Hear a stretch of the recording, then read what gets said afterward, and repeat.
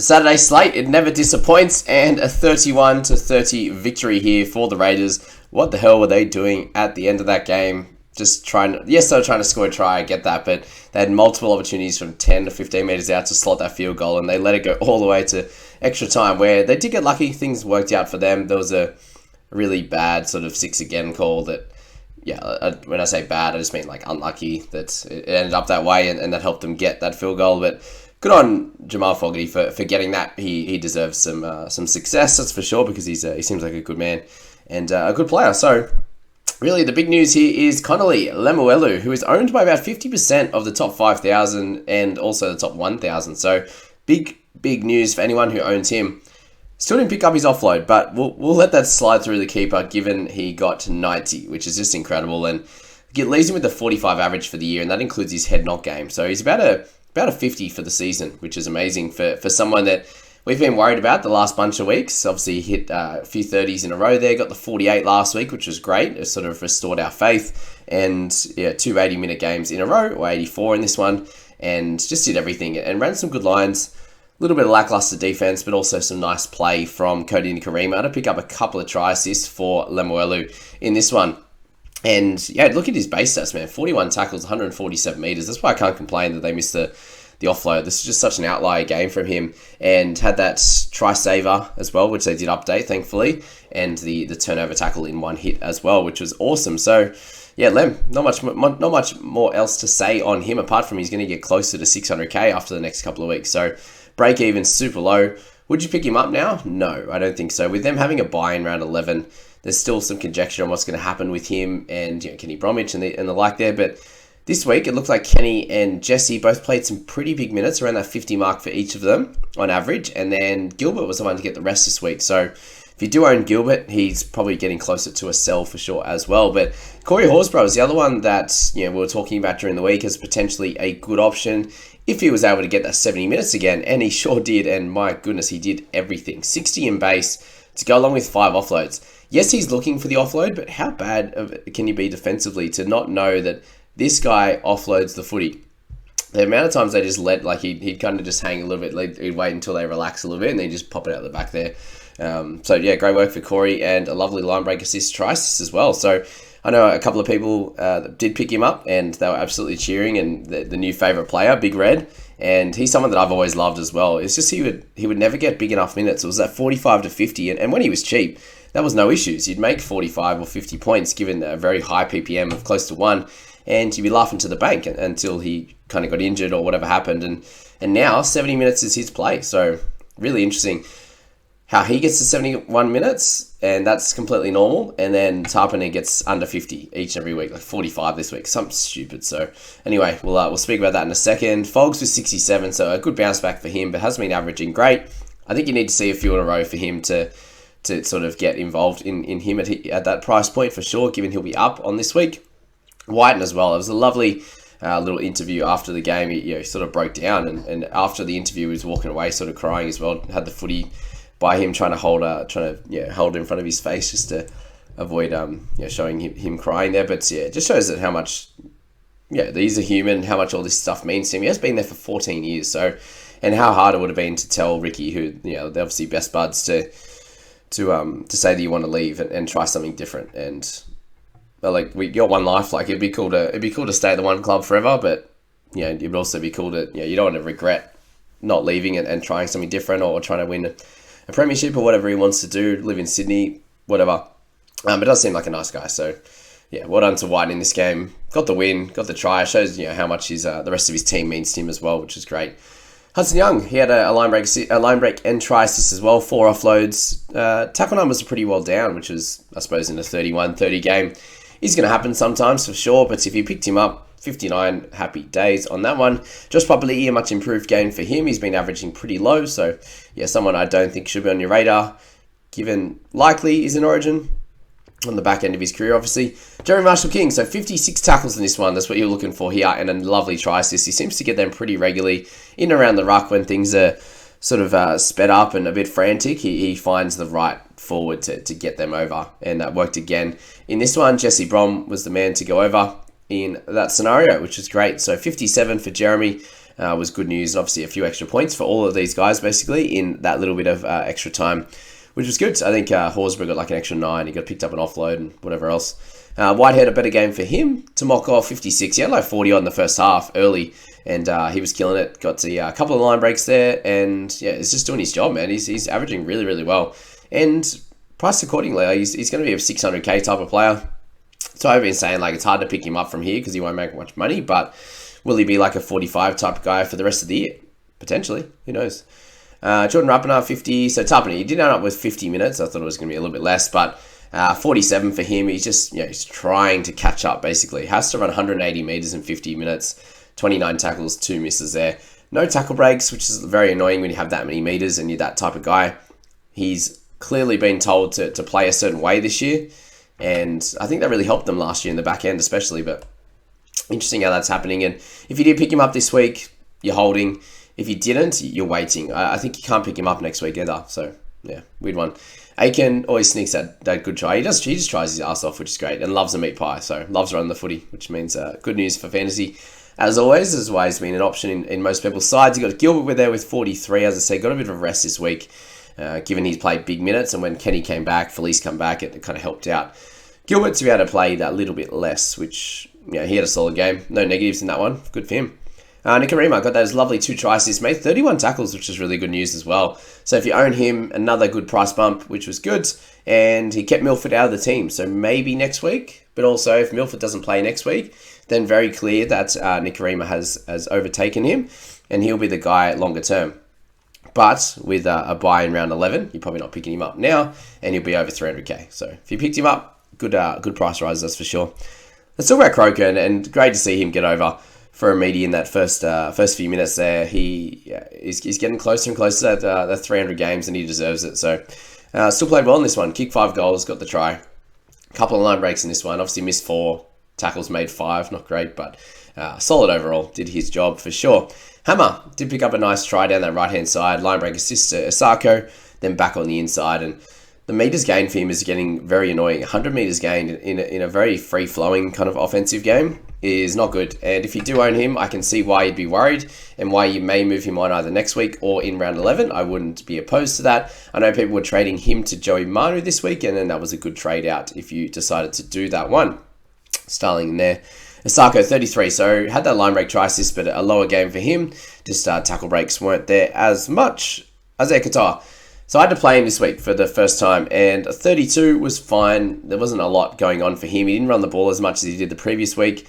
There were less opportunities to do so as well, and a lot of those try assists came down the left-hand side with Lemuelu. It would have been nice if it was Katoa to Lem on that right side like previous weeks, but wasn't to be. But kick meters were good. 38 run meters, not great. And no tackle breaks like he has in previous weeks. So 32, you cop it. We're hoping for 40, 35 to 40, but it is what it is. That's fine. And then you got Harrow and Ira. What about the PPM on this guy? 30 in 13 minutes with a try assist and 3 offloads there to go with no negatives. Awesome work. And then Rob Jennings back down to earth with his 6 in 84 minutes. And if you have Donahue, definitely no cash rises coming your way anytime soon. So that is that first game, guys. We'll move to Titans and the Manly, and I'm just going to get rid of my anger out of the way early, and let's go to Tanner Boyd. And seriously, the man, Jojo Fifita, by himself, Boyd, he came into Boyd and Jojo. Boyd then had a hand on him, and then Jojo goes and drives him. Boyd no longer has his hand on anymore. In most occasions, they call this a missed tackle, which it's not. It shouldn't be a missed tackle. Has driven him into the turf, and then he's lost the ball. Boyd is about 3 meters away from the play, 2-3 meters away from the play at this point, and they give him a turnover tackle. Wild. So we have Dylan Brown at the moment, who's sitting there with that length of the field run, passing it back on the inside to Sean Russell, 10 meters out from the line, goes over and scores. Doesn't have a try assist from that. We've got Lemuelu with just a clear offload through the guys, and doesn't have that. But the stats man clearly has Boyd. And we always say that about Cleary, but Boyd's the new man, the new stats man guy. Okay, good. My therapy's done. Thank you for listening to that rant, but I couldn't believe that.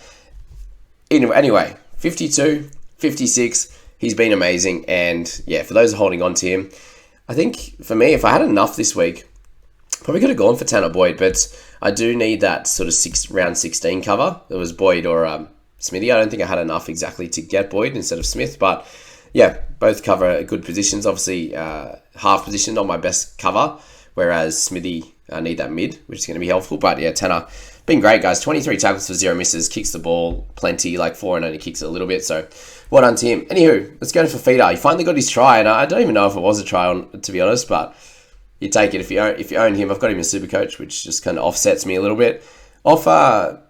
And he played 76 minutes. Does anyone know why he went off? Is he all good? I'm not sure. Yeah, maybe just give him a little bit of rest. He's played 80 every game, potentially. I'm not sure. Missed that last 4 minutes. Anyway, Fifita, 77 with a try assist as well. Again, making good tackles, making plenty of runs, and 5 tackle breaks and an offload. So that side of it was low, but he got all the attacking stats, which was hectic. So Fifita, if you are a head-to-head player, awesome. Get him in your side. Probably should have last week. I know a lot of people are bringing him in, and he's doing a lot better for a cheaper price than Cam Murray. That's for bloody sure. Ugh. DCE, 66 in this one. He had a great one. Again, try assist, try saver, 40-20 as well, and big kick meters and running there. So good efforts from him. No missed tackles. Exactly what you're hoping for from a guy of his price. 64 is the average. But I tipped the Eagles in this one, and thankfully, I was 4 from 4. I was like, oh, come on. My dad's the Manly supporter. And I was like, come on, mate, don't let us down. This was the tightest one of the week, I thought, as to which one you'd choose because, Manly at Brookie, Titans away. Yes, they end up getting beat last week. And no Trbojevic. There's a few things, a few negatives either way. But, decided to go for Eagles, and they were bad, man. They weren't very good at all. Olakuatu looked good in his efforts out there.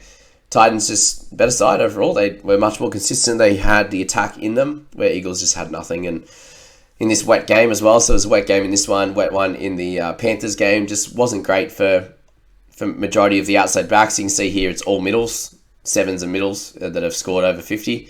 Kelly got a 48, which included a try saver and a try assist as well. So everyone else is forwards in that top sort of 10 to 15, which makes complete sense. And that's that there. Bit of a strange one. So, yeah. Olakuatu, 60, was solid. Paseka, 58. A few people got him in their side, and it's been worked out great.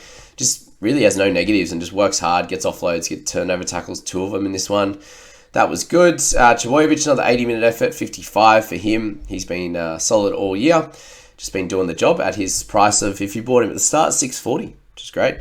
Randall had a good game as well. Again, not looking at him at the moment. Fodawaka, 71 minutes. So what's with these middle forwards just playing massive minutes? He's got a motor on him, doesn't he? Just so weird over the years with Fodawaka. He came in as a cheapie, and we slotted him in our sides real early. He got up to a really high price, and then year to year since then, he's just been so inconsistent. And then the start of this year, he had low minutes, and they've given him big ones here, and he's doing all right. He was pretty low. I think he was 20 in the first 40 minutes. But yeah, playing those kind of minutes, he's always going to get it up there, that's for sure. Can't believe the fall from grace from Tino as a work ethic and negative standpoint this year is wild. We got Camprera, 41 for him. He ended up with 2 tries. If you sold him this week, that's how it goes. 2 tries this week. I sold him in Supercoach, and not good at all. But yeah, it is what it is. That try assist for Fifita got to Camprera. I needed that last week, not this week. Anywho. Jojo, yeah, a couple of good tackles from him. He's 22 tackles, 2 misses, so good improvement from him. Good return to the side over the last few weeks, which has been good. Sami with his 40 was okay. Campbell, he comes in, he gets 39 minutes, and he turns it on in attack and got a nice line break there and a try assist for Khaleesi Haas. So welcome to the game for him. And looks like Brimson will be out for a little while. Campbell, how's it work? They have a buy in 13 and 16. He will likely play the next 3 games. He's at 459. He had the low one last week, which kind of hurts his break even, but that 39 will get it back in, going in the right direction there, given he was off the bench last week. He's definitely an option. I can understand as a head-to-head player with Brimson potentially. That was actually the other hamstring, so they need to be really careful now with Brumo. He's not playing at least until after the bye, you'd imagine. But then if he comes back in 14, is Campbell kind of out of the side then? Likely, or back to the bench, which would be annoying. You have to sell him straight away. Garrick, so obviously with Manly playing poor, this was never going to work out for Garrick. In the centres, defensively he was okay. 100 metres in this one, and a line break assist, 3 goals. So 27, he's going to keep going down in price, and if he happens to get that fullback spot at some point, he's going to be right for the picking. What about Kepi? He came on for 16 minutes, got a sneaky try, and that was the end of him. Lawton with 23 and 28 minutes for him. Weeks with 23. He upgraded pretty well overnight, and yeah, really it was no tackle breaks, no offloads. No attacking stats for him. If you traded him in, you're just hoping that he's not going to make any money now, but he's hoping that he plays over the Origin period and does a job for you in hopefully 2 weeks there, and 2 of those important bye weeks would be good. Yeah, 4 and just only kicking 73 metres and being okay, to be honest with you. Got a try saver, which is good. At the start of the game, Brimson, trade him out, unfortunately. He'll be done. And if you trade in Sipley this week, he got that sin bin, and coach was not happy from there because that kind of hurt them in the start of that game. It wasn't, it was kind of bad. I suppose they said he re-gripped is what the issue was there. He's over the top and then re-gripped and then did that and ended up coming down on his head for the crusher. So you haven't seen many crushers that get sent to the bin, which was interesting. So that's that. And then shout out to Jason Saab, as always. 5 or 50. That's all he's got for you. All right, let's move to the last game. This was just a wild game. A big congratulations to the Tigers. Straight up, there's not much else to say with that. It was absolutely bucketing down the entire time in Bathurst, and it may have changed things for Tigers, but they actually played really well. Big shout out to a few of their players. Obviously, Bula. Just looking at Vuna. Dream Bula with a terrific game. Like, under the high ball was great. He obviously killed me and my captaincy, obviously, with Cleary there. He went straight through the line, looked like he was scoring for all money, just a little bit of a tackle to the side, and with in the wet conditions, Dream Bula going around the legs, usually just slide over, but hitting the ground in the wet, slippery conditions, the ball just popped out, and Cleary misses out on a lot of points there, unfortunately. So he would have ended up in the high 70s to closer to 80 if he scored that try, and wasn't to be, and Bula ends up with 9 points. So Cleary is captain. Don't get the points for that, and I don't have Bula this week. The plan was for next week, and he gets 10 points for that with the tackle as well. So 33 compared to 80. It's a tough miss, that's for sure, but it is what it is. He won't be too expensive next week, thankfully. I was hoping for like a 20 or 30 I was expecting. I also wasn't expecting the Tigers to absolutely kill it, so is what it is. It's a terrific try assist as well over the top to Nofaluma for his, 100th try, I believe. So very exciting for Nofa. And the Tigers, obviously, a great win for them. So Cleary still ended up with 65. Did get that line break. He picked up 4 tackle breaks, which was good. Kick meters were up, meters gained were up, and tackles were up as well. So 28 tackles for 2 misses. Did have an error, obviously, when he dropped it. But yeah, solid for Cleary. An interesting theory this week is to trade Murray to Hines and then move Cleary on come Origin. Who would have thought that, eh? Who would have thought we'd be doing that? But it's definitely a thought. Look, he's still scoring fine, guys. He's not going to lose you too much cash. He's averaging 68 for the season, and that includes his injury affected 37. So nothing bad overall. But obviously hoping that Tigers would get beat in this one and Cleary would get 80 or 90 or 100 wasn't to be. But it's fine. 65 we can cop. If it was 50, I'd be very sad. So that's that. And for those that had Moses and Heinze, Captain Heinze, and don't have Cleary, what a week for you. What a week. Twali, 61, so big minutes for him again. He's averaging 46, that's that. Isaiah, he was really low in this game for a long time and then got a few tackle breaks, got the run meters up and the tackles up. Just always ends up playing the 80 and doing great. So if you captained him, 58, not the worst in the world. Edwards, he was solid as well. He was really trying to get them back in the game. Plenty of big runs in that second half, 180 metres, 7 tackle breaks. 12 tackles for 0 misses for Edwards too. It was very good. A try saver and a line break assist for him.